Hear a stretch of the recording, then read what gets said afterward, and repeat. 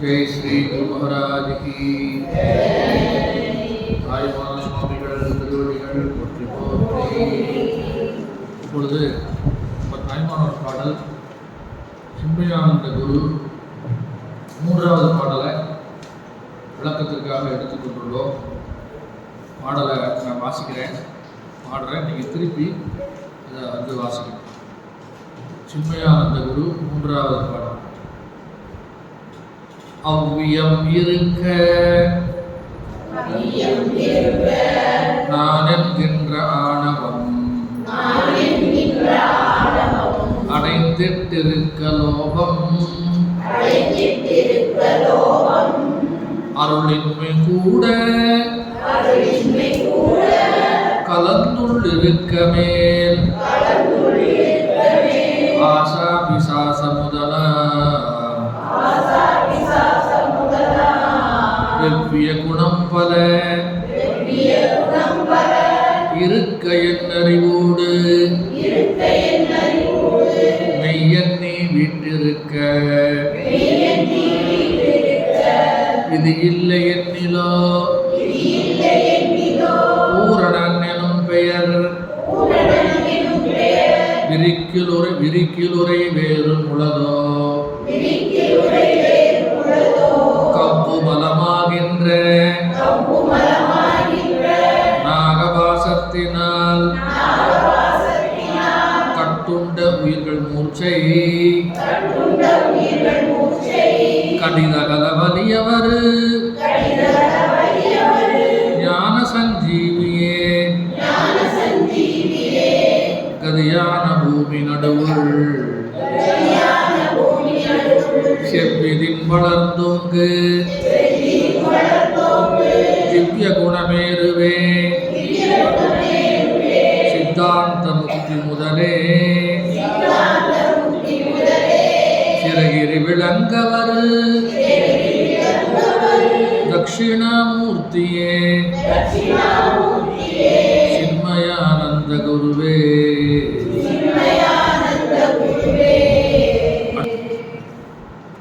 இந்த பாடல்ல அவ்வியம் இருக்க நான் என்கின்ற ஆணவம் அப்படிங்கிறதுல தாய்மானவர் தொடங்குகின்றார். பொதுவாக மனிதனுக்கும் மிருகத்திற்கும் உள்ள வித்தியாசம் என்ன அப்படின்னு ஆராய்ச்சி பண்ணி பார்த்தோம்னா,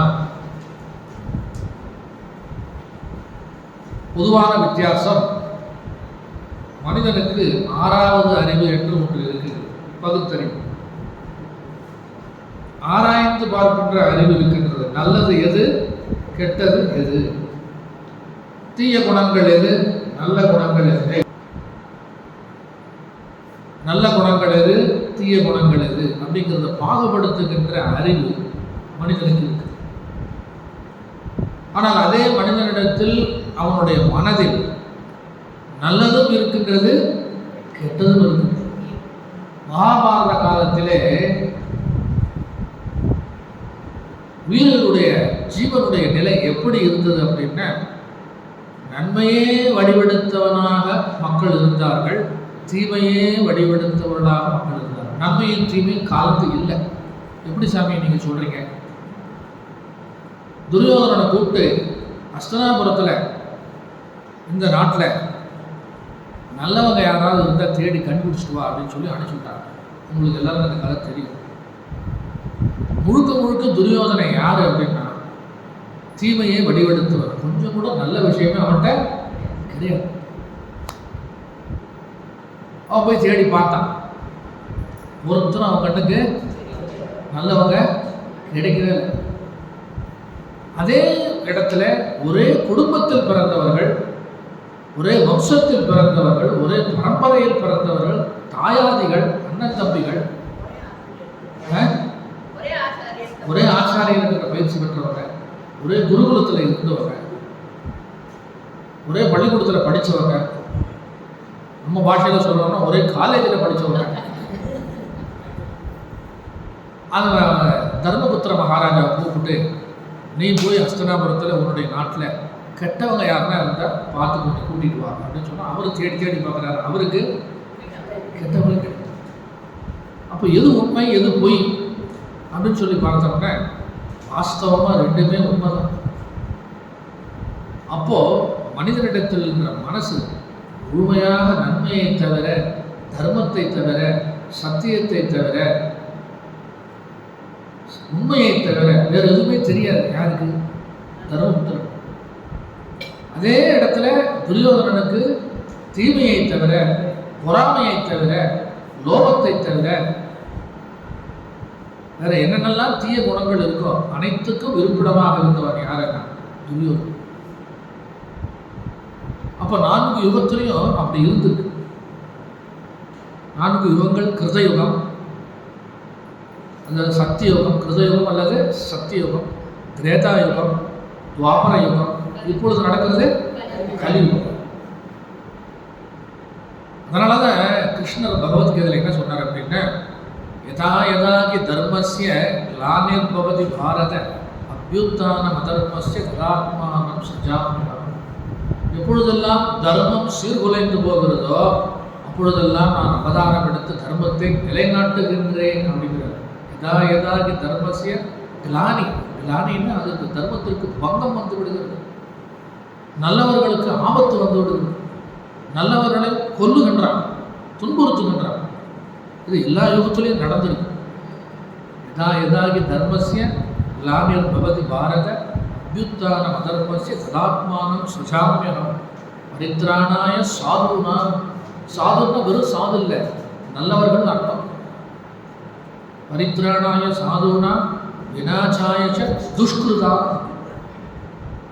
அவர்களை நான் துடைத்து தள்ளுகின்றேன் அப்படிங்கிறார்.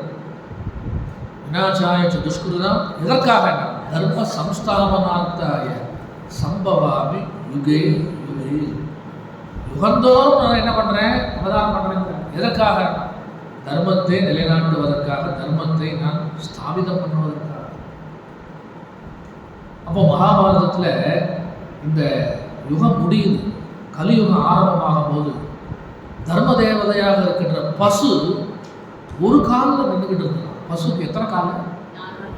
அதில் ஒரு காலில் தான் வந்து தர்ம தேவதையாக இருக்கின்ற பசு நின்று கொண்டு இருக்குது. மற்ற 3 காலும் என்ன ஆச்சு அப்படின்னா போச்சு. ஏன் அப்படின்னா தீமை அதை சூழ்ந்து கொண்டது. பொன்னாசை, பெண்ணாசை, மண்ணாசை. மண், பெண், பொன், எப்படி ரைமிங்கா சொல்லியாச்சு. மண், பெண், பொன். இது 3மே எங்க இருந்ததுன்னா மகாபாரதத்தில் இருக்கு. மண்ணாசை.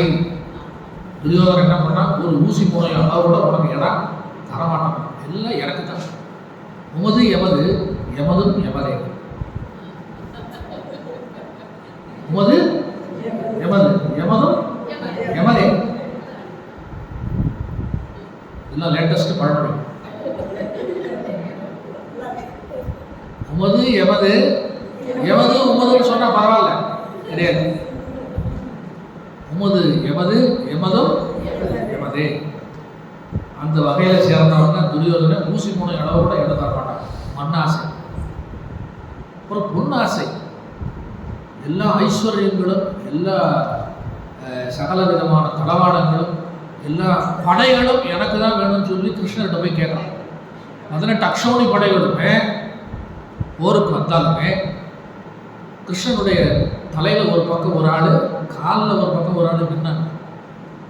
அப்போ வந்து கிருஷ்ணர் வந்து என்ன பண்ணுறாரு, துரியோதனன் கேட்கிறாரு, உனக்கு என்ன வேணுமோ கேளு. என்னை தனியாக பிரித்து கொண்டேன், என் படைகளை தனியாக பிரித்து விட்டேன், 2 என்னை பிரிச்சேன். ஐ டிவைடட் மை செல்ஃப் பை 2 அப்படின்ட்டு பார்த்தா துரியோதனன். நல்ல வேலை, கிருஷ்ணர் என்னகிட்ட முதல்ல கேட்டார். துரியோதனன் அர்ஜுனன் கிட்ட கேட்டான், அவன் படையை கேட்டானா, கிருஷ்ணா உன்னுடைய படைபலம் ஃபுல்லாக எனக்கு வந்தாகணும் அப்படின்னு. தந்தேன், ஓகே ததாஸ்து அப்படின்ட்டு. துரியோதனன் நினைச்சான், அப்பாடா அப்பாவி ஏமாளி யாரு அர்ஜுனன் என்ன கேட்குறான்னு பார்ப்போம் நினச்சிக்கிட்டு இருந்தான். அர்ஜுனன் கேட்டா, கிருஷ்ணா எனக்கு நீ இருந்தால் போதும் அப்படின்ட்டு. இதுதான் என்ன சொல்றதுங்க, எல்லாம் எனக்கு வேண்டும். இதில் எல்லாமே என்ன இருக்கு, அடங்கி இருக்கு. மண்ணாசை, பொன்னாசை, அப்புறம் பெண்ணாசை சொல்லவே வேண்டாம். ராவணன் சீதையை தொட்டதனால் கெட்டான். துரியோதனன் திரௌபதியை தொட்டதனால் கேட்டான். ரெண்டுமே பெண்ணாசை, ரெண்டு இதிகாசத்துக்கு உண்டு. இது மட்டுமா? இது சத்தியோகம் அல்லது கிருதயுகத்தில் முடிஞ்சது. அப்புறம் என்ன? திரேதாயுகத்தில் ராமன் அவதாரம் பண்ணார். ராமன் சத்தியவான், ராமோ விக்கிரகவான், தர்மக, சத்தியத்திலிருந்து தவறாதவர், தந்தை சொல்லை தட்டாமல் தந்தை சொன்ன வார்த்தையை காப்பாற்றினார். அவர் வாக்கு பொய்யாயிடக்கூடாதுன்னு சொல்லி சத்தியத்திலிருந்து விலகாது இருந்தார். இறைவனே மனிதனாக வாழ்ந்து தர்மத்தை பின்பற்றி இப்படிதான் நடக்கணும் அப்படின்னு காட்டிட்டு போயிட்டான். அப்போ வேத காலத்திலும் சரி, சத்தியுகம் அல்லது கிருதயுகத்திலும் சரி, திரேதாயுகத்திலையும் சரி, துவாபர யுகத்திலும் சரி, நன்மைக்கு தீமைக்கும், துன்பத்துக்கும் இன்பத்துக்கும், காமத்துக்கும் ஆசை இல்லாத தன்மைக்கும் போராட்டம் நடந்துக்கிட்டே இருக்கு. அப்படிங்கிறதுக்காக தாய்மானவர் இந்த பாடலில் சொல்றாரு, நமக்கு என்னென்னலாம் தீய குணங்கள் இருக்கின்றது அவன் உடம்புலவே இருக்கு. இடக் வேரியபிள்ஸ் உள்ளுக்குள்ளவே இருக்கிறது. ஆனால் அப்பப்போ அது வெளியில் வருது, தோற்றத்துக்கு வருது, போகுது. நம்மை அது ஆட்டி படைத்து கொண்டே இருக்கின்றது. அதுதான் இந்த தாய்மானவர் பாடலில் செம்மையானந்த குருவில் தாய்மானவர் இந்தந்த குணங்கள்லாம் இருக்குது ஒரு 5 குணங்களை சொல்லி மற்றதெல்லாம் எக்ஸட்ரா எக்ஸட்ரா அப்படிங்கிறது. ஆமாம், காம, குரோத, லோப, மோக, மத, ஆச்சரியம் 6 பகைவர்கள். இந்த 6 பகைவர்கள் வெளியில் இல்லை, நம்ம மனசுக்குள்ளே இருக்கு. நமக்கு நாமே பகைவர்கள், நமக்கு நாமே நண்பர்கள். உத்தரேன் ஆத்மனான் ஆத்மானம் ஆத்மானம் அவசாதையே ஆத்மைவ ஆத்மனோ பந்து ஆத்மைவ நிபுராத்மன. உனக்கு நானே, உனக்கு நீ பகைவன், உனக்கு நீ நண்பன் அப்படிங்கிற கிருஷ்ணன் பாடலை பார்ப்போம். அவ்வியம் இருக்க, அவ்வியம் இருக்க நான் என்கின்ற ஆணவம். ஆமாம், இந்த அவ்வியம் அப்படிங்கிறதுக்கு என்ன சொல்றாரு அப்படின்னா, அவ்வியம் பேசேன் அப்படின்னா மற்றவர்களுடைய முன்னேற்றத்தை கண்டு பொறாமைப்பட்டு பொறாமையோடு பேசாதே. அதுதான் அவ்வியம். தாய்மானவருடைய வார்த்தைகள்லாம், தமிழ் வார்த்தைகள்லாம் இந்த பழங்காலத்து வார்த்தைகள். அவ்வியம் பேசேன் அப்படின்னு சொல்லி ஒரு கோட்பாடே இருக்கு. ஃபர்ஸ்ட் எடுத்த உடனே மனிதனுக்கு வருகின்ற ஒரு பெரிய கெட்ட குணம் என்னது அப்படின்னா, காமம், குரோதம், லோபம், மோகம், மதம், ஆச்சரியத்தில் இந்த எல்லா 6 குணங்களையுமே அது ஊடுருவிக்கிறான். நல்லா ஞாபகம் வச்சுக்கணும். இந்த பொறாமை என்பது எல்லா குணங்களிலும் 6 குணங்கள் நான் சொன்னேன் இல்லையா, காம, குரோத, லோபம், மதம், மதம், ஆச்சரியம், இந்த 6த்துலேயுமே லிங்க் ஆகியிருக்கிறான். ஆசை எதனால் வருதுன்னா பொறாமைனால வரும். பக்கத்து வீட்டில் இன்னோவா கார் வாங்கிட்டாங்க, நாம் என்ன பண்ணாமல் இருக்கோம், 2 வீலர் கூட வாங்காமல் இருக்கோம். என்ன வருது அடுத்து? ஆசைதான். நல்லது தான், இல்லைன்னு சொல்லலை. ஆனால் இந்த ஆசை மற்றவர்களோட ஒப்பிடும்போது என்ன ஆகுது அப்படின்னா பொறாமையாக மாறிவிடுது. கம்பேரிசன் தான் உலகத்தில் பெரிய ப்ராப்ளம். அவங்க அப்படி இருக்காங்க, நான் அப்படி வரணும், நீ வா, மேலே வா, யாரும் வேண்டாம், உன்னுடைய முயற்சினால நீ வா, ஆக்கம் அதனாய் செல்லும் அசைவிலா ஊக்கமுடையா உழை. இல்ல அவங்க ஒரு செல்போன் வாங்கினா நான் ஒரு 2 செல்போன் வாங்கணும். எல்லாரும் என்ன சொல்றாங்க, இதுக்கு என்ன காரணம்? முதல்ல என்ன அப்படின்னா ஒழுக்கம் காரணமாக அமைகின்றது. என்னது? ஒழுக்கம். இப்படிதான் இருக்கணும், இப்படிதான் வாழணும், இப்படிதான் நம்ம செலக்ட் பண்ணணும், இப்படிதான் பொருள்களை வைத்துக் கொள்ள வேண்டும் அப்படிங்கிற ஒரு கட்டுப்பாடு, அதுவும் ஒழுக்கத்தில் வருது. இன்னொரு விஷயம் என்ன சொல்லப்படுகிறது, ஒழுக்கமில்லாத வாழ்வு உயர்ந்த வாழ்வாக அமையாது. ஆனால் அதே ஒழுக்கம் மட்டுமே இருந்தால் கடவுளை காண முடியுமா, ஞானத்தை தருமானா தராது. ஒழுக்கம் மட்டும் பார்த்தாது, அது கூட இன்னும் நிறைய விஷயங்கள்லாம் வரணும். ஆனால் அடிப்படையாக தாய்மானவர் சொல்லக்கூடியது மன ஒழுக்கம். என்னது? மன ஒழுக்கம், இயல்பு, தெய்வீக இயல்பு.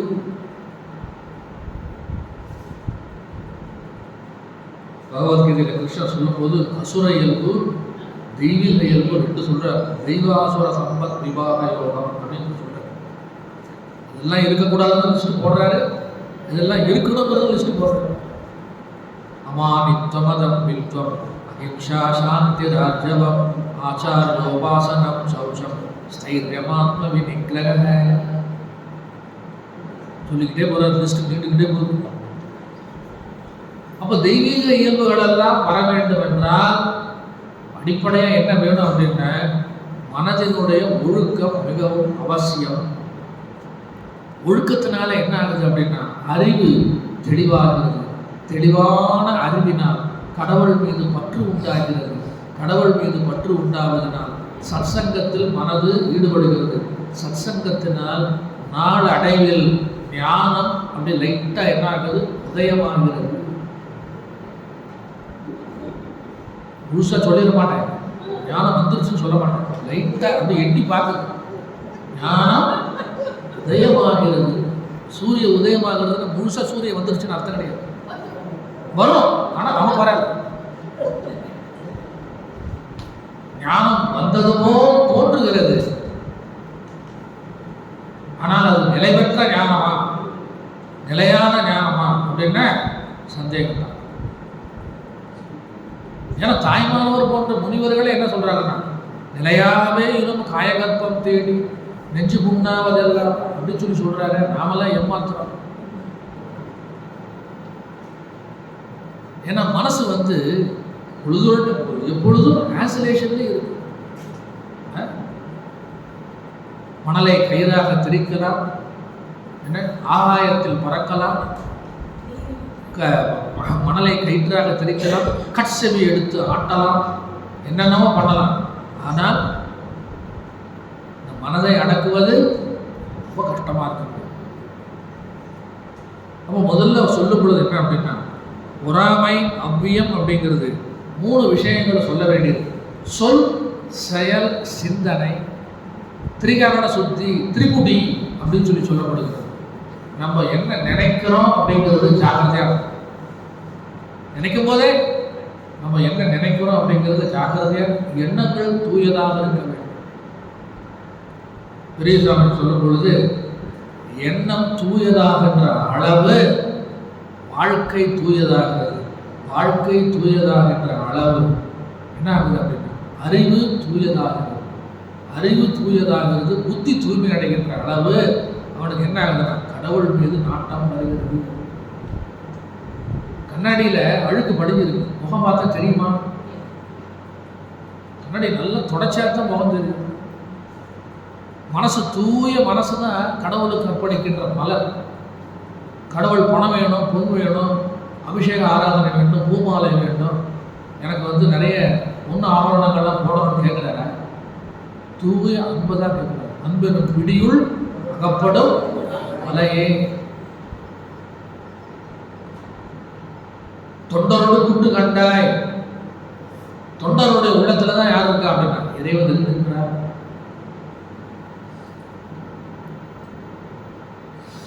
அந்த அன்பு எங்க ஊற்று எடுக்கிறது அப்படின்னு சொல்லி பார்த்தோம்னா இந்த அழுக்குகள் இல்லாத மனதில் தான் வந்து என்ன ஆகுதுன்னா அன்பு உருவெடுக்கிறது. மனசை சுத்தம் பண்ணதை தெளிந்த கண்ணாடி போல இந்த உலகம் அவனுக்கு விளங்குகிறது.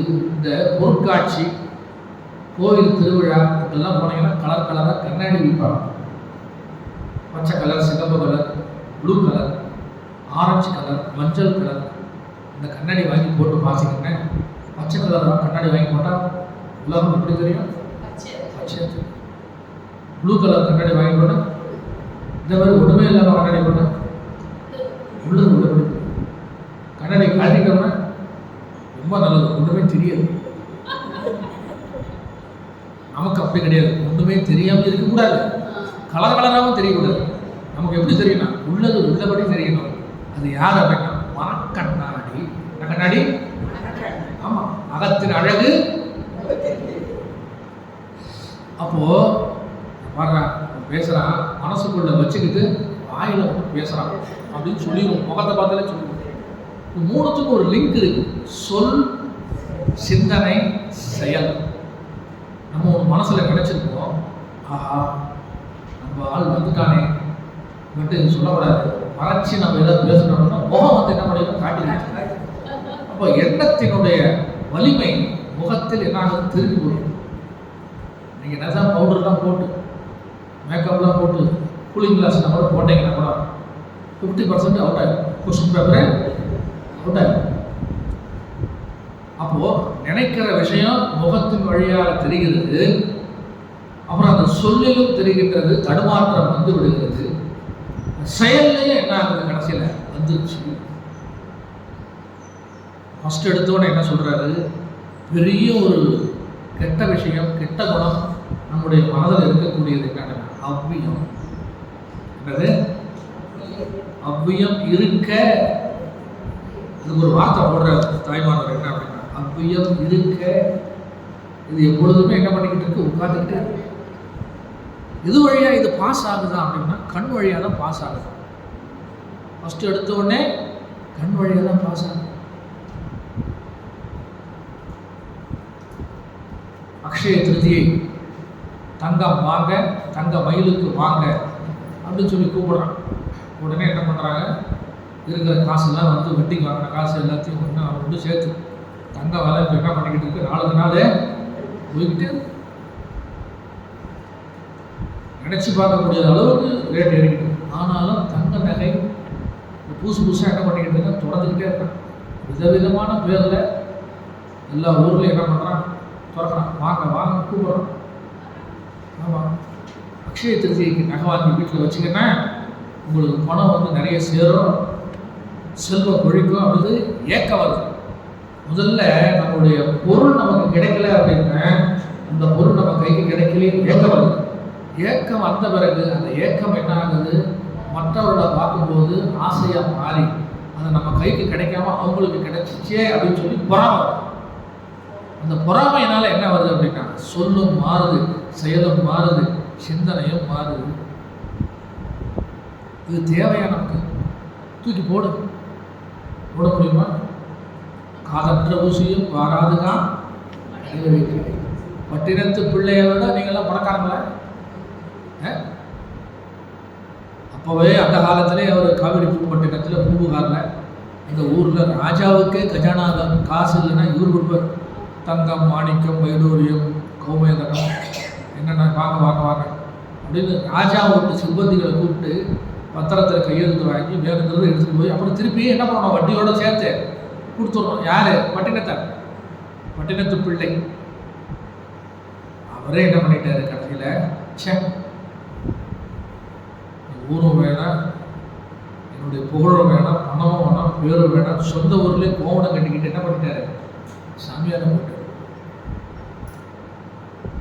இன்னும் நம்ம எதுவும் விட்ட பாடு இல்லை. 65 தாட்டியாச்சு. எப்போ விட போகிறோன்னு தெரியும். சரி, அவ்வியம் இருக்க. அடுத்தது பாருங்க, நான் என்கின்ற ஆணவம். அப்பாடா, முதல்ல 6 சொன்னேன். என்னது? காம, குரோத, லோபம், மோக, மத, ஆச்சரியம். இப்போ அடுத்து 4 சொல்றேன். என்ன அப்படின்னா, மனம், புத்தி, சித்தம், அகங்காரம். இப்போ பாருங்க என்ன சொல்லியிருக்கேன், மனம், புத்தி, சித்தம், அகங்காரம். இது ஒவ்வொருத்தருக்கும் டெஃபினேஷன் இருக்கு. மனசுக்கு என்ன டெஃபினேஷன் அப்படின்னா, சங்கல்ப விகல்பாத்மகம் மனக. மனசு என்ன பண்ணிக்கிட்டு இருக்கான்னா, ஓயாமல் வந்து சங்கல்பம் பண்ணிக்கிட்டே இருக்கு. மறுபடியும் அந்த சங்கல்பத்தை நாசம் பண்ணுது. காலையில் 8 மணிக்கு அந்த போகலாமா வேணாம், போகலாமா வேணாம் அப்படின்னு நேற்றுக்கு அப்படின்னு ஆராய்ச்சி பண்ணி ஒரு வழியாக காரில் வந்து ஏறி வந்தாச்சு. என்ன ஆகுதுன்னா, சங்கல்பம் அந்த முடிவு எடுக்கிற வரைக்கும் என்ன ஆகுதுன்னா தடுமாற்றத்திலே இருக்கு. நம்ம பிறந்ததுலேருந்து சாகின்ற வரை நம்முடைய மனசு என்ன பண்ணிக்கிட்டு இருக்கா, இந்த வேலை தான் பண்ணிக்கிட்டு இருக்கு. சங்கல்ப விகல்பாத்மகம் மன. ஒரு முடிவு எடுக்க முடியல, ஆசிலேஷன்ல இருக்கு, தடுமாற்றத்திலே இருக்கு. என்ன காரணம் அப்படின்னா, அது அப்படிதான், மனசுன்னா அப்படிதான் இருக்கு. கல்யாண பந்தி நடக்குது, சுகர் இருக்கு நமக்கு, என்ன இருக்கு, வாழையில் ஃபஸ்ட்டு கேசரி வருது, இங்கேருந்தே பார்க்கணும் 1 2 3 8வது இலை, நம்ம இலை எத்தனாவது இலை வரும்போது கேசரி வரும்போது வாங்கலாமா வேண்டாம், என்ன பண்ணலாம், வாங்கலாமா வேண்டாம், வாங்கலாமா வேண்டாம், 1 2 3 4 5 6 7 8வது இலை யாரு உங்களுக்கு என்ன சொல்கிறான் பரிமாறுறேன் சார் கேசரி சார், இல்லை வேண்டாம் வேண்டாம் வேண்டாம் சார் கொஞ்சம் சார், இல்லை வேண்டாம் வேண்டாம் எனக்கு சுகர் சரின்னு போயிடலாம். இப்போ என்ன ஆகுது, அவங்களாம் சாப்பிட்றாங்க பார்க்குறாங்க, என்ன பண்ணுறது சரி இந்த பாவி போனவன் திரும்பி வராமல் இருக்கலாம்ல, செகண்டரி போடுறான். அவர் என்ன பண்ணுறது, அதே கரண்டி ஆனால் பரிமாறம்லாம் பார்த்தீங்கன்னா ரொம்ப சாமர்த்தியமாக பரிமாறும், எடுக்கும்போது நிறைய எடுப்போம், நம்ம வந்து கீழே விழும்போது கொஞ்சமாக தான் வரும், அதுவும் அந்த கரண்டியில் அந்த பிளாஸ்டிக் பேப்பரை சுற்றி அது ஒழுக்கும், ஒழுக்கிக்கிட்டே வரும். சாமி இதெல்லாம் நீங்கள் எங்கே கவனிக்கிறீங்க அப்படின்னா, நானும் அனுபவிச்சுருக்கேன். எடுப்பான், இப்போ 2வது தடவை 1 2 8வது இடம் வருது, ஓகே சார் சார் கொஞ்சம் சார் இது போடுவான். அப்போ என்ன பண்ணுறான்னா முதல்ல போடாமல் விட்டது எல்லாத்தையும் சேர்த்து எல்லாம் அள்ளி நிறைய போட்டான். இப்போ என்னாச்சு, சங்கல்ப விகல்பாத்மகம் மனக. தோற்று போனது யாரு, கேசரியா உங்க மனசா?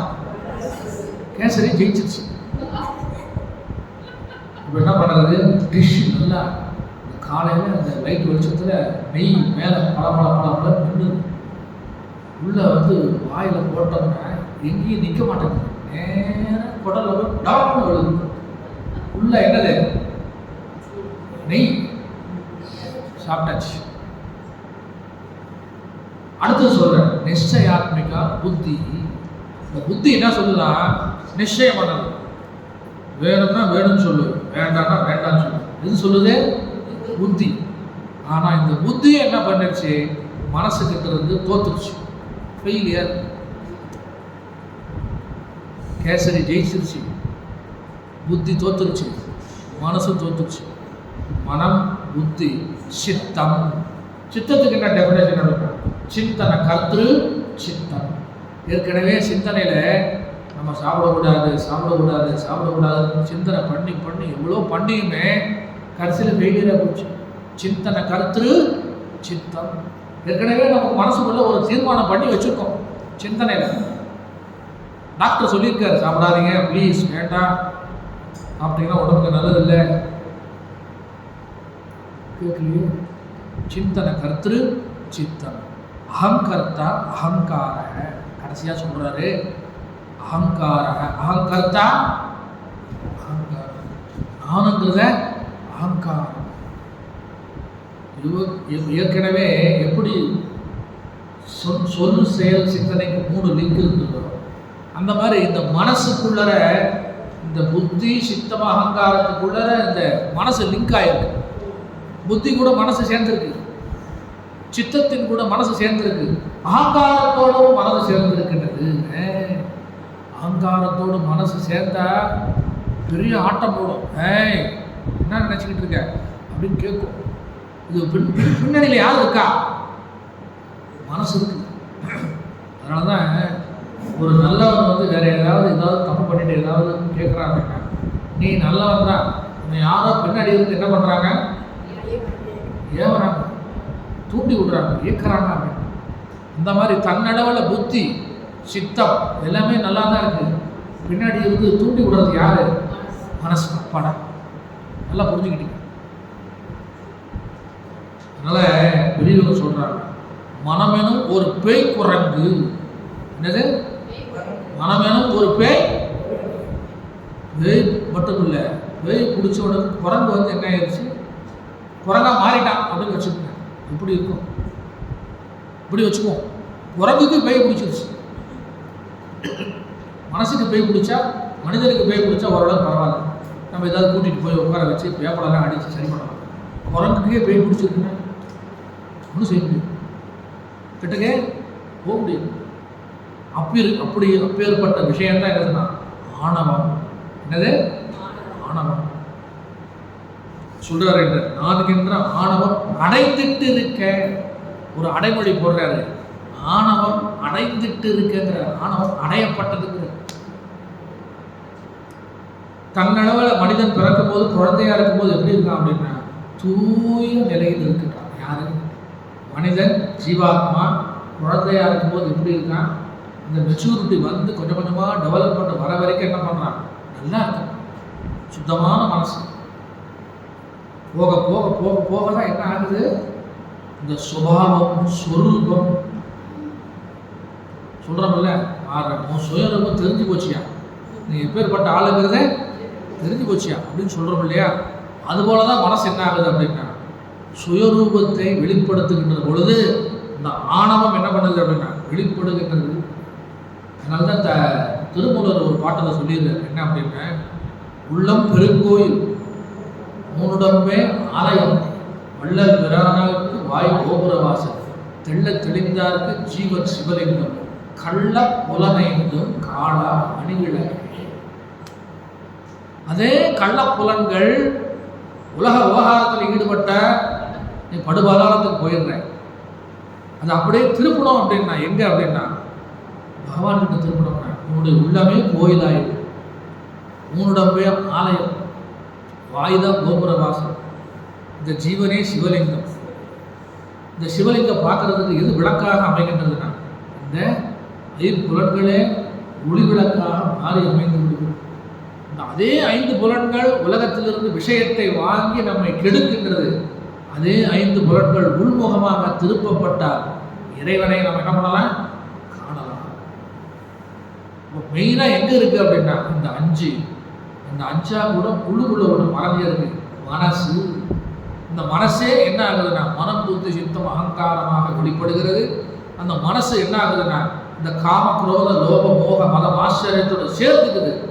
நம்மளை எல்லாம் என்ன பண்ணுறது? மனித நிலையிலிருந்து மிருக நிலைக்கு கீழே கொண்டு வந்துடும். அதான் ப்ராப்ளமே. அதில் ரொம்ப ஆணித்தரமாக தாய்மானவர் சொல்லுகின்றது, அவ்வியம் இருக்க நான் என்கின்ற ஆணவம் அடைந்துட்டு இருக்க. அப்புறம் பாருங்க லோபம் 3வது. 1 2 நிறைய சொல்லிக்கிட்டே போகலாம். முக்கியமானது மட்டும் தாய்மானவர் சொல்றார், லோபம். லோபம் அப்படின்னா ஈதல். லோபத்துக்கு ஆப்போசிட் ஈதல். சொல்லுவாங்கல்ல, எச்ச கையால காக்காவை ஓட்ட மாட்டாங்க. ஒரு பாடல் இருக்கு, சித்தர் பாடல். பாடுபட்டு தேடிய பணத்தை புதைத்து வைத்த கேடுகட்ட மானிடரே எழுங்கள், கூடுவிட்டு ஆவிதான் உணவின் அந்த பணத்தை யாரே அனுபவிப்பார் ஆவிகாள். ட்ரங்கு பொட்டியில் பணம் நிறைய வச்சாச்சு, பூட்டியாச்சு, சாவியை காணும். பாடுபட்டு தேடிய பணத்தை புதைத்து வைத்த கேடுகட்ட மானிடரே எழுங்கள், கூடுவிட்டு ஆவிதான் உணவில் அந்த பணத்தை யாரே அனுபவிப்பார் ஆவிகாள். 3 விஷயம் சொல்லப்படுகிறது. திறமையாக, உண்மையாக, சத்தியத்தோடு பணத்தை சம்பாதிக்கணும். ஒரு விஷயம். கலப்படம் இல்லாமல் வியாபாரம் பண்ணி சம்பாதிக்கணும். அதுக்கப்புறம் என்ன பண்ணணும் அப்படின்னா நல்லவர்களுக்கு, உண்மையிலேயே நன்மை செய்பவர்களுக்கு, ஏழைகளுக்கு, எளியவர்களுக்கு வாரி வழங்கணும். 2, அப்படி வாரி வழங்கிவிட்டு நான் தான் செஞ்சேன் அப்படிங்கிறது என்ன பண்ணக்கூடாது, சொல்லக்கூடாது. அப்படி இருந்தால், அப்படி செஞ்சால் அதுதான் தானத்துக்கு உண்டான அருகதை, அதுதான் தானத்துக்கு உண்டான பலன். தானம் அதானே தர. கோயிலில் ஒரு டியூப்லைட்டை கொடுத்துருப்பாங்க, அதில் அட்ரஸ்ஸு, ஃபோன் நம்பரு, அப்புறம் கடை பேர் எல்லாம் எழுதியிருப்பான் சிவப்பு கலரில். டியூப்லைட்லேருந்து வெளிச்சம் வராது,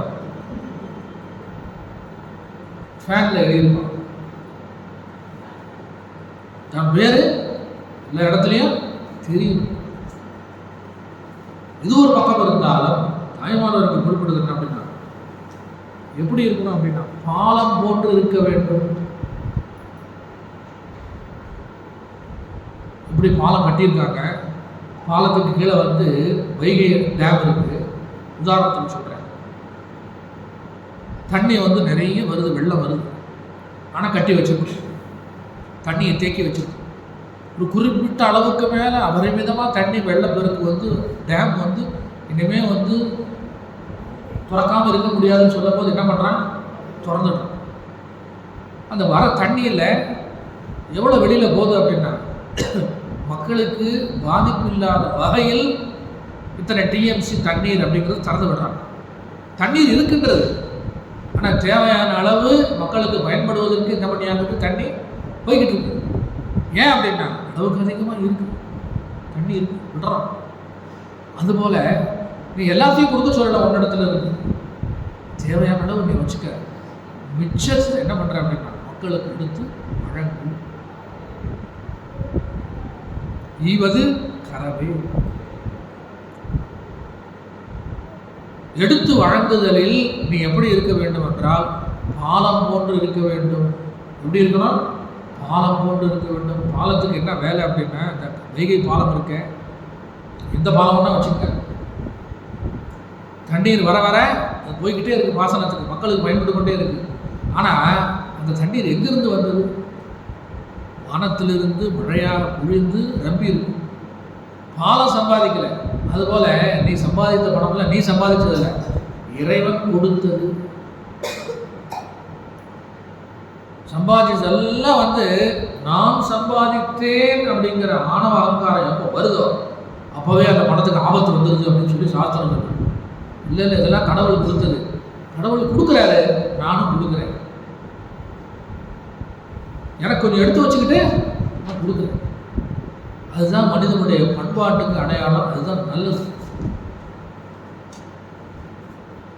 நீ யாருக்கு கொடுக்குற, எதுக்கு கொடுக்குற, அதெல்லாம் பார்க்க தேவையில்லை. இந்த கையில் கொடுக்குறது இந்த கைக்கு ஆமாம். எப்படி சாமி இந்த மாதிரிலாம் வந்து பழக்கம் பண்ணுறது? மகாபாரதத்தில் ஒரு கதை. அர்ஜுனன் என்ன நினச்சான்னா, கர்ணனை விட நானே உயர்ந்தவன் அப்படின்னு நினச்சான்.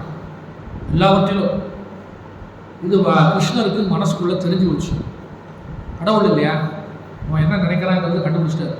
கண்ணா, இது அர்ஜுனா, நீங்கள் மனசில் நினைக்கிறது தவறு அப்படின்னு கிடையாது. வில்வித்தையிலும் அழகிலும் என்ன, அப்புறம் போர் திறமையிலும் அனைத்திலும் நானே உயர்ந்தவன் அப்படின்னு சொல்லி சொல்கிறான். யாரு? அர்ஜுனன். அப்போ சொல்கிறாரு, நான் ஒன்று ஒரு போட்டி வைக்கிறேன், நீ போட்டியில் ஜெயிச்சே அப்படின்னா நான் உன்னை நிரூபிக்கிறேன், நான் உன்னை ஏற்றுக்கிறேன். என்ன அப்படின்னா, தானத்தில் சிறந்தவன் அவன் தான் உலகத்தில், உன்னாலெல்லாம் தானம் பண்ண முடியாது, பார்க்குறியா, போட்டி வைங்க அப்படின்னு. உடனே கிருஷ்ணர் என்ன பண்ணார், தன்னுடைய மாய சக்தியினால் தங்கத்தினால ஒரு மலையை உண்டு பண்ணார். என்ன மலை? என்ன மலை? அண்ணாமலை, தங்க மலை. சாமி இருக்கா சொல்லுங்க, எங்கே இருக்குன்னு சொல்கிறாங்க, பார்க்குறேன். அஸ்ராமலை பக்கம் இருக்கா, எங்கே இருக்குன்னு சொல்லுங்க. அது இப்போ கிடையாது. என்ன மலை? தங்கத்தினால மலை. அப்புறம் இன்னொரு மலை என்ன? வெள்ளி, வெள்ளி மலை. என்ன மலை? வெள்ளியிலே இருக்கு மலை. அர்ஜுனனை கூப்பிட்டாருங்க, வா கூப்பிட்டாரு. இன்னைக்கு காலையில் 6 மணிக்கு நான் உன்னை வர சொல்லியிருக்கேன். சூரிய அஸ்தமனத்துக்குள்ளார இந்த 2 மலையும் தானம் பண்ணிடும். என்ன பண்ணுவோம் எது பண்ணுவோம் தெரியாது, எல்லாருக்கும் தானம் பண்ணி கொடுத்துருவோம். அது என்ன பெரிய விஷயம். ஒரு 10 பொற்கொள்ளர்களை கூப்பிட்டான். இந்த மலைக்கு 10, இந்த மலைக்கு 10, எல்லாம் 2-2 கிலோ வெட்டணும். எல்லாம் உளியை வச்சு என்ன பண்ணுறாங்க, எல்லாம் வெட்டி இதை பண்ணுறாங்க. கல் உடைக்கிற மாதிரி மலை தானே வெட்டி என்ன பண்ணுறாங்க, ஒரு கண்டோரா போட்டான் ஊருக்குள்ளே. அந்தணர்கள் எல்லாரும் வாங்க, எல்லாருக்கும் 2-2 கிலோ தங்கம், 2-2 கிலோ வெள்ளி. இப்போ சொல்கிறோம்ல கவர்மெண்ட்டில் 1000 ரூபா தராங்களே, என்னது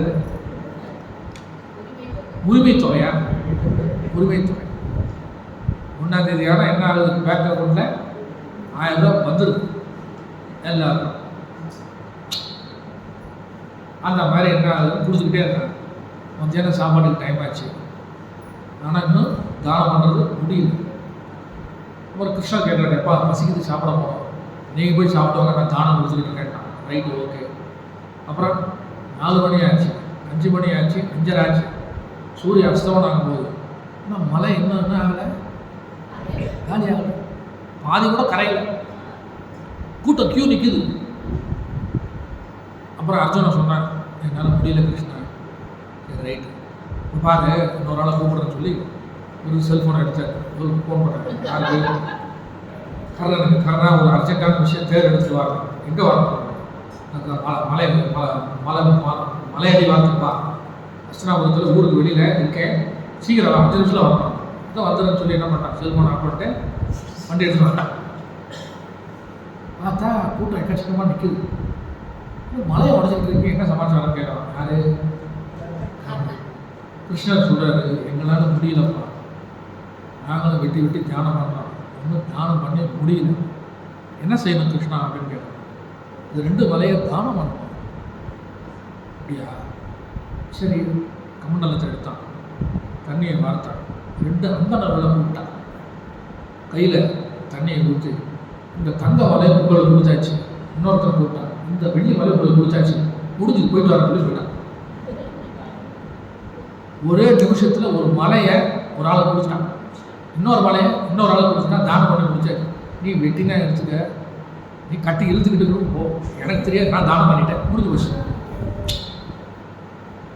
அப்புறம் தான் அர்ஜுனனுக்கு தெரிஞ்சுதான், கிருஷ்ணா என்னுடைய அஜ்ஞானத்தை நீ போக்கிட்டேன், என்னுடைய லோபம் என்னது, என் மனசில் என்ன இருக்குது, கொஞ்சோண்டு கச்சித்தனம் இருக்குது, அள்ளி அள்ளி கொடுக்குறதுக்கு மேலே நான் என்ன பண்ணேன், கிள்ளி கிள்ளி கொடுத்தல.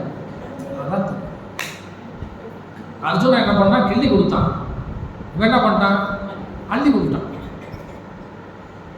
அப்புறம் தான் வந்து கிருஷ்ணர் சொன்னாரு, இதெல்லாம் பிறப்பிலே வரணும்பா, அவனுக்கு பேர் என்ன, தான வீரன் கர்ணன், நீ வந்து வில்லுக்கு விஜயன் அர்ஜுனன், அதோட முடிச்சுக்க. கர்ணனைக்கு நீ ஈக்குவலாக உன்னால் வர முடியாது. ஏன்னா ஒரு பொருளுக்கு மதிப்பு கொடுத்து விட்டோமானால் அது நம்ம கையில் இருந்து போச்சு அப்படின்னா, ஐயோ போயிருச்சே அப்படின்னு சொல்லி வருத்தப்படும்.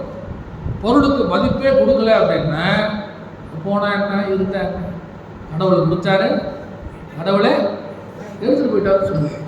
அதனால தான் நம்ம என்ன பண்ணுறோம், இப்பொழுதெல்லாம் நாம் எதற்கு அடிமையாக இருக்கின்றோம் என்றால், பொருள்களுக்கு அடிமையாக இருக்கின்றோம், உறவுகளுக்கு அடிமையாக இருக்கின்றோம், உடைமைகளுக்கு அடிமையாக இருக்கின்றோம். ஒரு செல்ஃபோனுக்கு 3 செல்ஃபோன் வச்சுக்கிட்டீங்க, ஒன்று கொடுக்கல அப்படின்னா, நைட்டு தூங்கும்போது இந்த பக்கம் ஒன்று, இந்த பக்கம் ஒன்று, காலுக்கிட்ட ஒன்று, 3த்தையும் வச்சுக்கிட்டு தான் என்ன பண்ணுறோம், தூங்குறோம். ஒரு வீடுக்கு 3 வீடு, மதுரையில் ஒரு வீடு, திண்டுக்கல்லில் ஒன்று, கொடைக்கானலில் ஒன்று. கொடைக்கானலில் சம்மரில், மதுரையில் இடைப்பட்ட காலத்தில், திண்டுக்கல்ல அது ஒரு நேரத்தில் 3 வீடு. இதை ஒரு வீடு ஒரு பொண்ணுக்கு எழுதி வைக்கலாம்ல, உங்கள் பையனுக்கு கொடுக்கலாம்ல. அளவுக்கு அதிகமாக பொருள்களையும் விஷயங்களையும் சேர்த்து வச்சுக்கிட்டு பற்றை வளர்த்து கொண்டு அதன் மூலமாக நாம் என்ன பண்ணுறோம், லோபத்தை வளர்க்கின்றோம். கஞ்சத்தனம் என்ன ஆகுது, கருவித்தனம் என்ன ஆகுது, அதிகமாகிட்டு இதை சொல்றாரு. அவ்வியம் இருக்க நான் என்கின்ற ஆணவம் அடைந்துட்டு இருக்க, லோபம் என்னது, காம குரோத லோப, அப்புறம் மோகம், மதம், ஆச்சரியம். இது வந்து ரைமிங்காக சொல்கிறதுக்கு பதிலாக தாய்மானவர் தனித்தனியாக பிரித்து முன்ன பின்ன சொல்கிறார். அவ்வியம், பொறாமை, ஆணவ அகங்காரம், அப்புறம் லோபம். பொருளுக்கு மதிப்பு கொடுக்கறதுனால தான் நம்ம கை விட்டு பொருள் போக மாட்டோம். ஒரு குழந்தைகிட்ட ஒரு 20 பவுன் தங்க செங்கலியை கொடுத்துட்டு அப்படி திருப்பி கேட்டோம்னா அது என்ன தங்க தூக்கி போடும், இதை வச்சுக்க. விளையாட்டுத்தனமா நம்ம கொடுக்கலாம். அப்பாடா,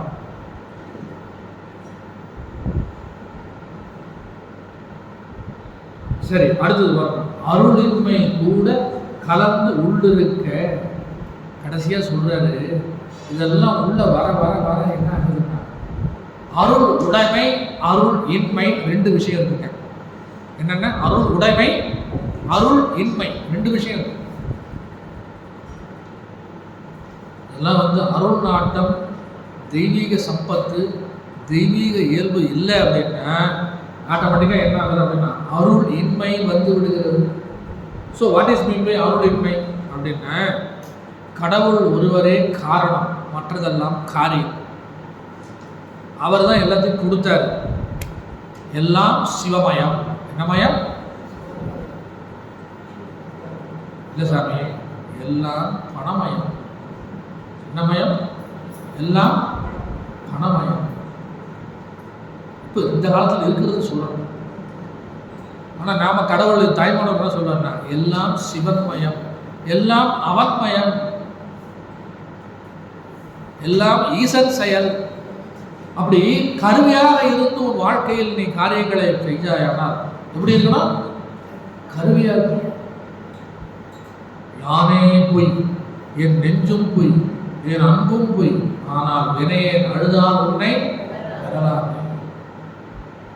எல்லாத்தையுமே பொய்ங்கிறது.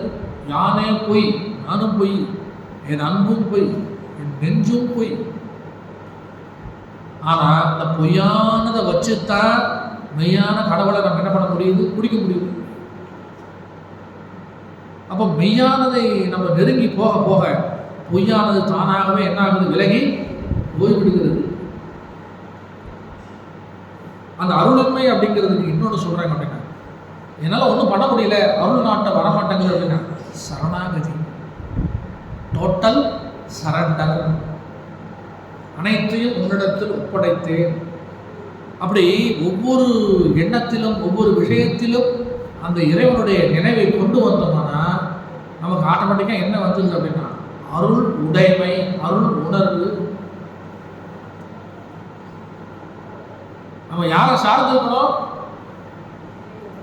இறைவனை சார்ந்திருக்கணுமா, குடும்பத்தை சார்ந்திருக்கணுமா, மனைவியை சார்ந்திருக்கணுமா, கணவனை சார்ந்திருக்கணுமா, பிள்ளைகளை சார்ந்திருக்கணுமா, பணத்தை சார்ந்திருக்கணுமா, உலகத்தை சார்ந்திருக்கணுமா, பொருளை சார்ந்திருக்கணுமா, உடைமைகளை சார்ந்திருக்கணுமா, இல்லை வீடு சமயக்காரனை சார்ந்திருக்கணுமா, யாரை சார்ந்திருக்கணும்?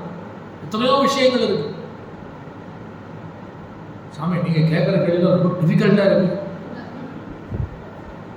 ஒவ்வொன்றா நான் 10 விஷயம் சொல்லிவிட்டேன். யாரை சார்ந்திருக்கணும்? ஒவ்வொருத்தருக்கும் ஒரு ப்ராப்ளம் இருக்குது. யாரை சார்ந்திருக்கணும்? வயசான நம்ம யாரை சார்ந்திருக்கணும்? இன்னும் கொஞ்சமாக வயசு பகவானே போய்கிட்டே இருக்கு. நம்மளை நம்மளே காப்பாற்றிக்கிறது நம்மக்கிட்ட என்ன வேணும்? பணம் வேணும்.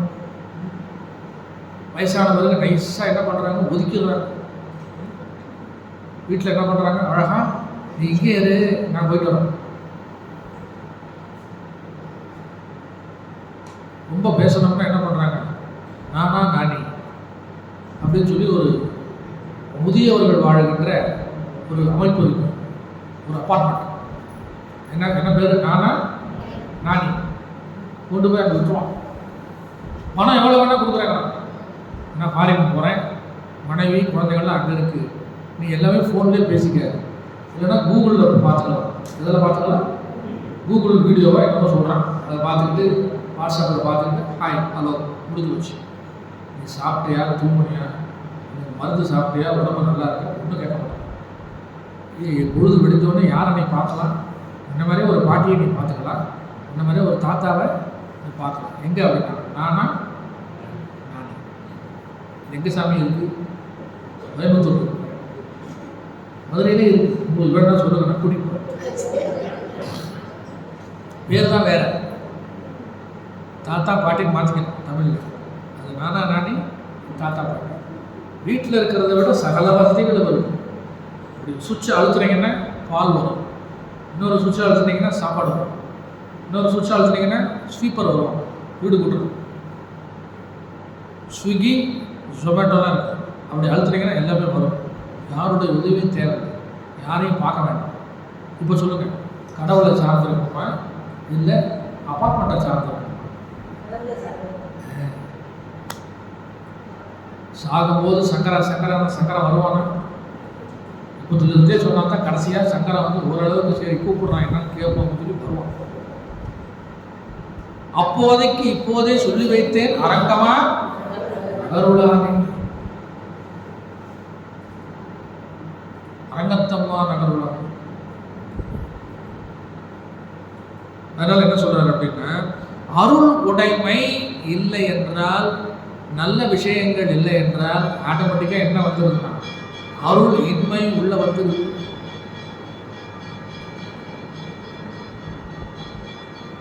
அருளின்மை கூட கலந்து 3 விஷயம் சொன்னேன், நல்லா ஞாபகம் வச்சுங்க. ஒன்று சரணாகதி, கடவுள் இடத்துல என்ன பண்ணணும்? சரணாகதி. 2வது நான் கர்த்தா அல்ல. 70 வயசாச்சு, எனக்கு 80 வயசாச்சு, நிறைய சம்பாதிச்சேன், வீடு வாங்கினேன், கார் வாங்கினேன், இதெல்லாம் நினச்சிக்கிட்டு இருக்காங்க. போனது போகட்டும், இருக்கிறது இருக்கட்டும், வர்றது வரட்டும். சிக்கனை பிடித்தேன் எங்கெழுந்தருள்வாய். யாரை பிடிக்கணும்? பகவானை பிடிக்கும். இப்போ பிடிக்கலன்னா எப்போ பிடிக்கிறது? போயிடுச்சு. 60 ஆண்டு காலம், 50 ஆண்டு காலம் போயிடுச்சு. போனால் திரும்பி வராது.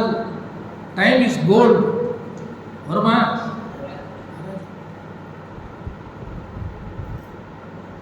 புண்ணியத்தை சம்பாதிக்கிறதுக்கு மனித பிறவை விட்டால் வேறு வழி கிடையாது. யானையா பிறந்து புண்ணியத்தை சம்பாதிக்க முடியுமா? பூனையா பிறந்து புண்ணியத்தை சம்பாதிக்க முடியுமா? மனிதனாக பிறந்து புண்ணியத்தையும் சம்பாதிக்கலாம், பாவத்தையும் மூட்டை மூட்டையாக சம்பாதிக்கலாம். ஆனால் நம்மளுடைய குறிக்கோள் என்ன அப்படின்னா, புண்ணியத்தை மட்டுமே சம்பாதிக்கணுமே. ஆசை படப்பட ஆய்வரும் துன்பங்கள், ஆசை விடவிட ஆனந்தமாமே. என்னென்ன? ஆசை படப்பட ஆய்வரும் துன்பங்கள், ஆசை விடவிட ஆனந்தமாமே. ஈசனோடாயினும் ஆசை அருமின், ஆசை அருமின் ஈசனோடாயினும். முதல்ல எல்லாத்தையும் விடுறதுக்கு ஈசனை பிடிக்கணும். அப்புறம் உன்னையே பிடிப்பதற்கு, உன்னையே தெரிந்து கொள்வதற்கு ஈசனையும் விட்டுருக்கிறாரு. யாரு? திருமூலர். அற்றது பற்றனில் உற்றது வீடு. வெட்டு 1 துண்டு 2. சுந்தர் தாய்மானவர் அருளின்மை கூட வந்து கலந்து இன்னொன்று சொல்றாரு. 1 2 நிறைய இருக்கு. அது கூட ரொம்ப முக்கியமானதை நான் என்ன பண்றேன் அப்படின்னா விட்டுட்டு, அருளின்மை கூட நமக்கு கடைசியில் யார் துணை அப்படின்னா கடவுள் தான் துணை. அதனால தாய்மானவர் ரொம்ப கஷ்டப்பட்டு சொல்றாரு, அருளின்மை கூட கூட இதுவும் கூட வந்துருச்சே, என்ன பண்றதுங்கிறார். என்னென்ன? அவ்வியம், ஆணவம், லோபம், அப்புறம் இல்லைன்னா இன்னொன்று இருக்கு, அதை சேர்த்து சொல்றாரு. சேர்த்து எப்படி உடம்புக்கு வியாதி லிஸ்ட் போட்டு டாக்டர் சொல்றாரோ, அந்த மாதிரி தாய்மானவருக்கு என்ன பண்றாரு, மனசுக்குள்ள இருக்கிற வியாதியில லிஸ்ட் போட்டு என்ன பண்றாரு, அவ்வியம், ஆணவம், லோபம், அருளின்மை கூட கலந்திருக்க மேல் ஆசா பிசாச முதலாம். அச்சோ, என்ன சொல்றாரு? ஆசா பிசாசு. பாருங்க, மனிதனாக இருந்து பேய்க்குரங்காக இருந்து இப்போ என்னவா மாறி இருக்கு? பிசாசா மாறி போச்சு. சாமி, நீங்க எங்க கூட்டிட்டு போறீங்க எங்களை அப்படின்னு நீங்க கேள்வி கேட்கலாம். என்ன அப்படின்னா, நாமெல்லாம் எப்படி அலையிற உலகத்துல காசுக்காக, பொருளுக்காக, மற்ற விஷயங்களுக்காக, பொருளுக்காக எப்படி அலையிறோம்? நாயா பேயா அலையல. எப்படி அலையிறோம்? பிசாசு. தாய்மானவரே தன்னுடைய மனசை எப்படி சொல்றாரு, நாமெல்லாம் ஏமாத்தோம். ஆசா பிசாசம் முதலாம். நல்லா கேட்டுங்க. இந்த எக்ஸட்ரா எக்ஸட்ரான்னு சொன்னாங்க, அதுக்கு பேர் தான் முதலாம்.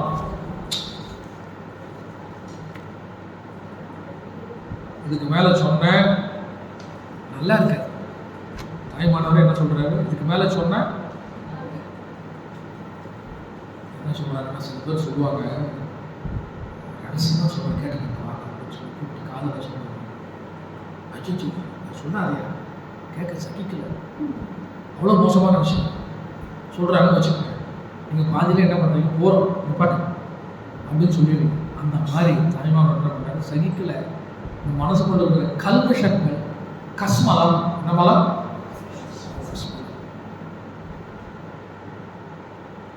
கல்விஷம். இந்த மனசுக்குள்ள என்ன இருக்கு? கல்விஷம்லாம் இருக்கு. அதனால் நான் இதுக்கு மேலே சொல்ல விரும்பலை. முதலாம் அப்படின்னு சொல்லி சொன்னேன். Show and show extra extra நீங்கள் ஃபில்அப் பண்ணிக்கங்க.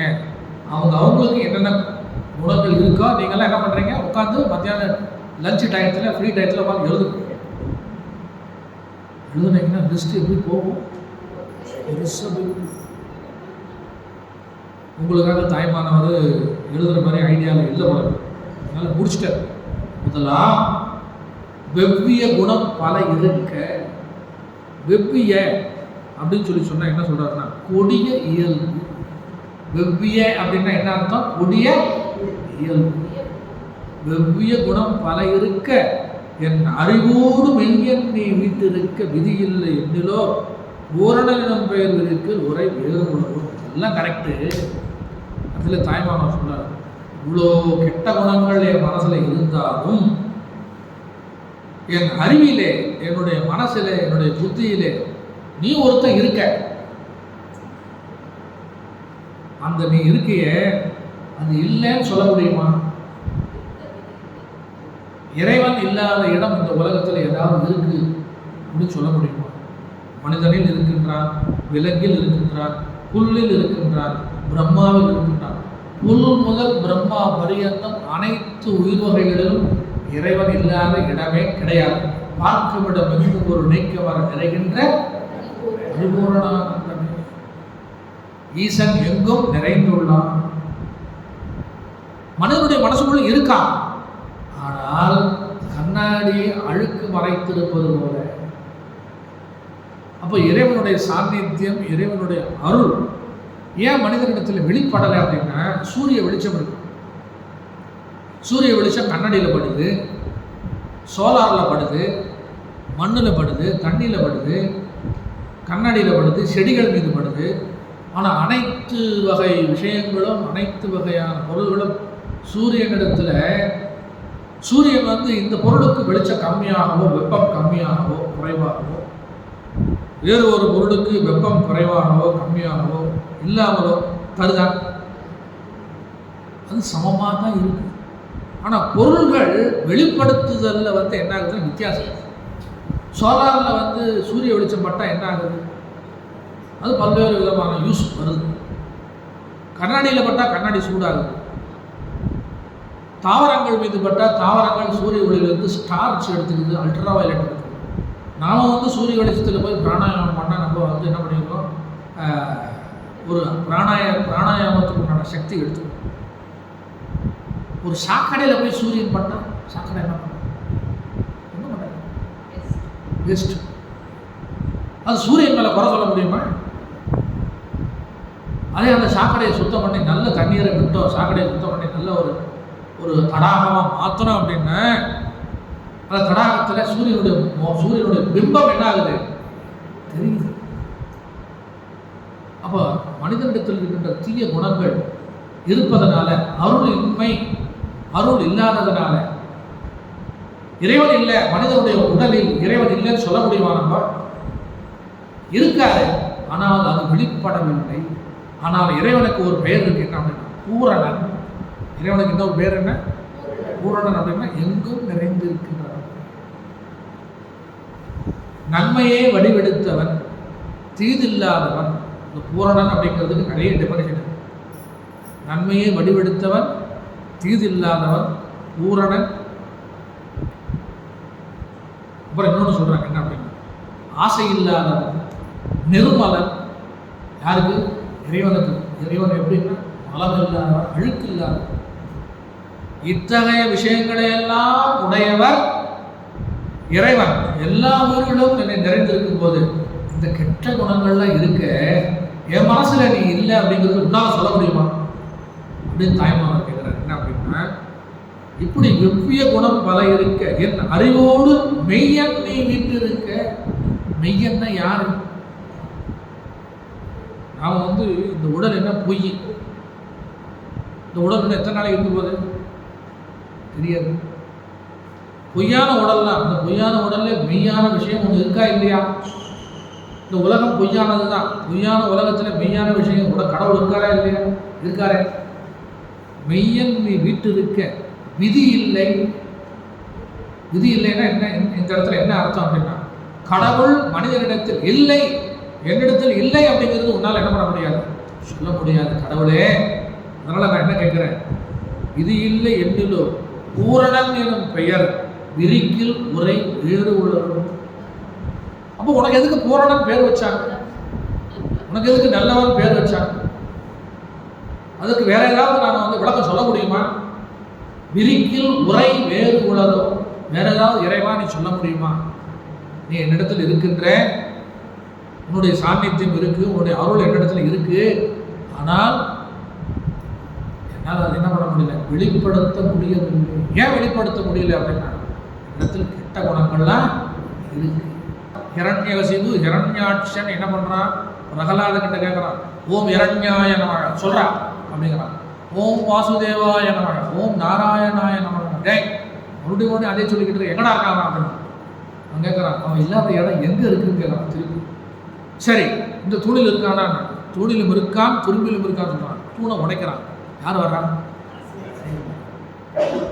குழந்தை சொன்ன இடத்துல இறைவன் வராது. அப்ப இந்த இடத்துல இறைவன் இருக்க மாட்டாரா? பூரணனாச்சே, மனமில்லாதவனாச்சே.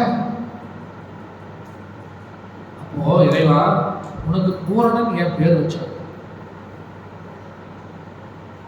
தூயவன் என் பேர் வச்சான், நல்லவன் நன்றுடையானை தீயதில்லானே நிறை வெள்ளேறு. பாட்டு பாடு பாட்டு படிச்சிருக்கீங்களா இல்லையா? நன்றுடையானை தீயதில்லானை.